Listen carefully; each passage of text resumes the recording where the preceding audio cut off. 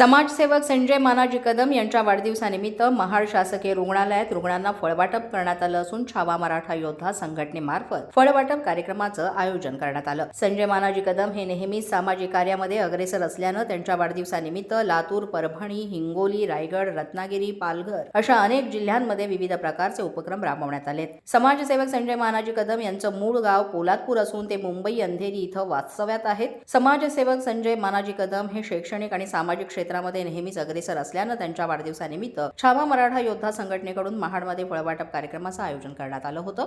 यावेळी संघटनेचे संस्थापक अध्यक्ष मुदस्सीरभाई पटेल, माजी रायगड जिल्हाध्यक्ष पराग वडके, उपाध्यक्ष अरुण जाधव, जिल्हाध्यक्ष रामदास चव्हाण, तालुकाध्यक्ष मैनुद्दीन ढोकले यांच्यासह अनेक पदाधिकारी कार्यकर्ते यावेळी उपस्थित होते। समाजसेवक संजय मानाजी कदम यांना सर्व स्तरातून वाढदिवसाच्या शुभेच्छाही देण्यात आल्या आहेत। संजय मानाजी कदम जे समाजसेवक आहेत त्यांचा आज वाढदिवस आहे।